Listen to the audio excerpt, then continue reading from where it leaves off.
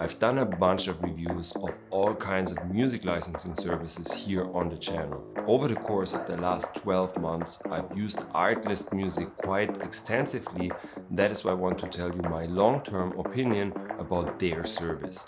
They have also introduced a new product line which is called Artlist Max, which I will also explain and outline in this video. Now, quick disclaimer. Artlist and other music licensing services have sponsored videos in the past here on the channel. However, my reviews are always independent and no previous sponsoring can influence my opinion, which is always my own. In other words, sponsors can appear on the channel, but they can't really pay me to say positive things only, and this particular video is not sponsored. So with that out of the way, let's get started. First, let's kick off with my long-term opinion. I am an Artlist early adopter since about 2018, and what convinced me to join their service in the first place were the commercial options that no other company could offer at the time. So in other words, Artlist was the only company that allowed you to use their music in commercial productions at affordable rates, while other companies would charge you like $100 per license for a single song.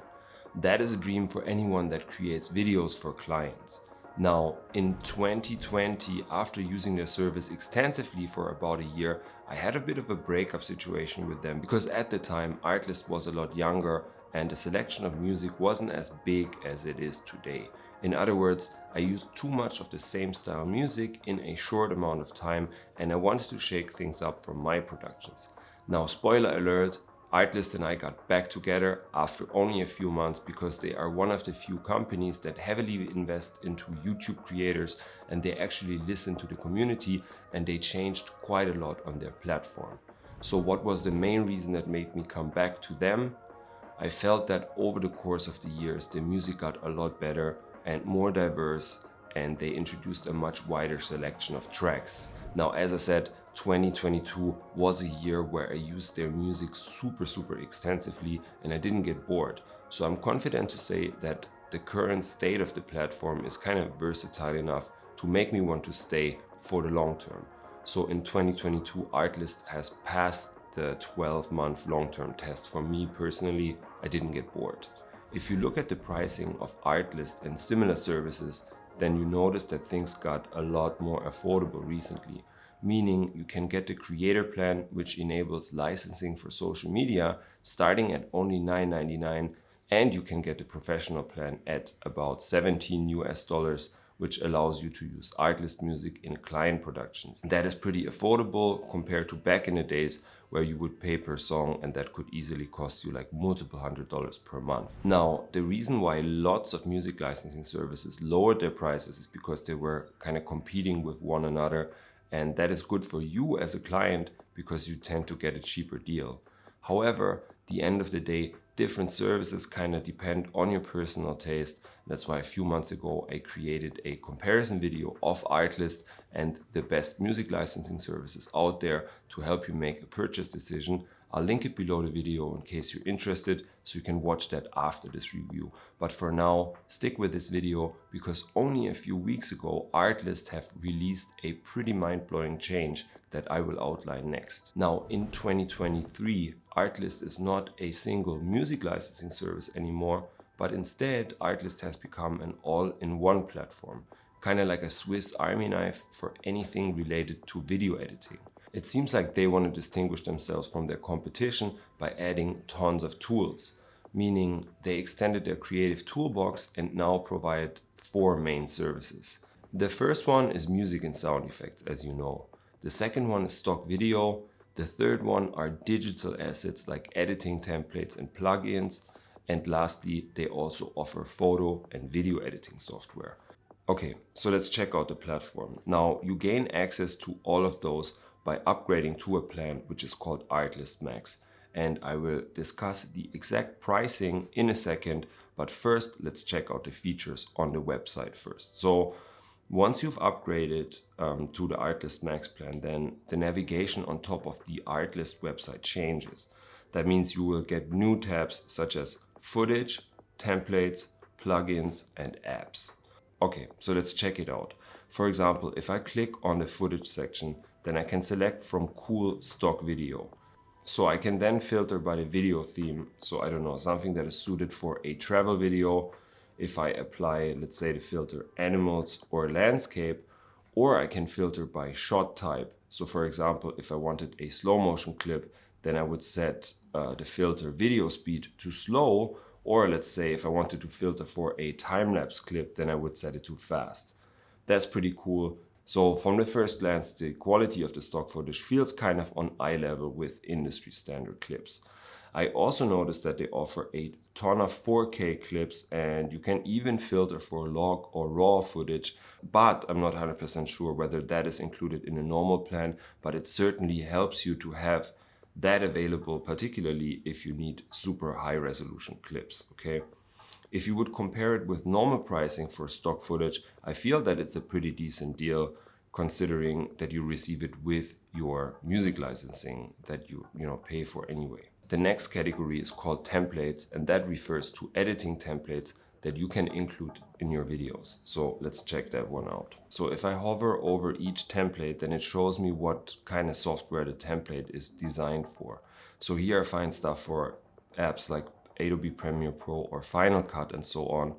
And the first thought that comes to my mind is, I'm a Premiere editor and I want to search for Premiere templates only. So I want to find where I can apply the filter for that. So let's check it out. So here on the navigation it says software, and then I can apply a filter for Premiere only. I feel that this is kind of important because Final Cut templates, are not so relevant for me.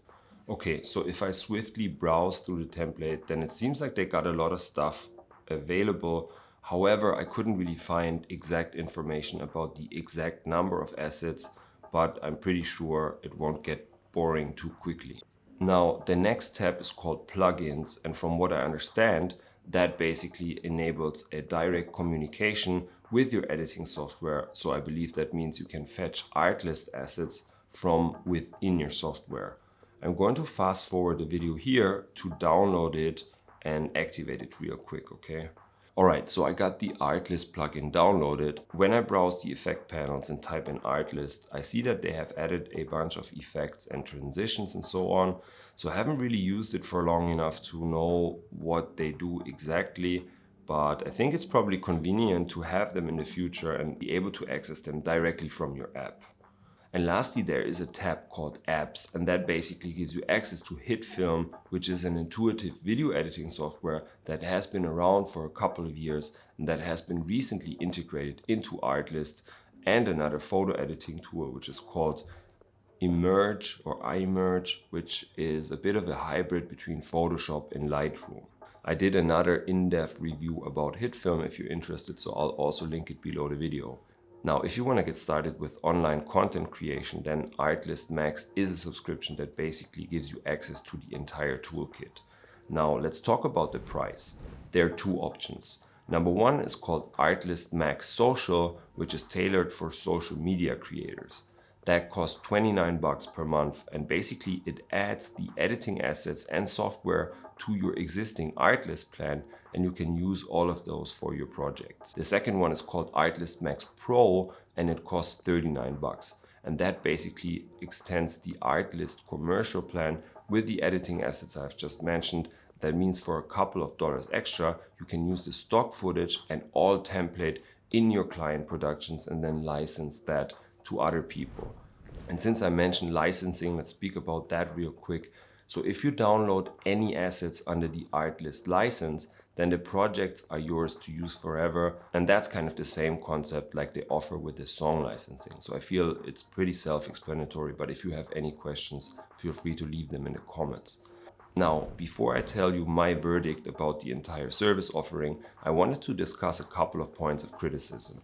At the moment, you can download a song with vocals and then an instrumental version, for example.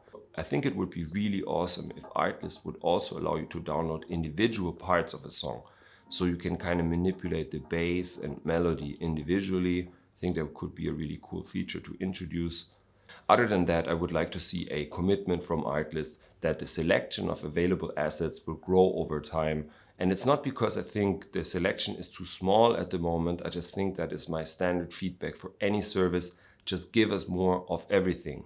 but from my experience, they have always delivered on their promises in the past, so I think it should be okay probably.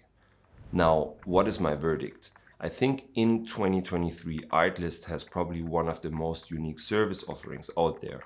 They really managed to take it to the next level with Artlist Max, and it kind of gives them an almost like unfair advantage like over their competitors.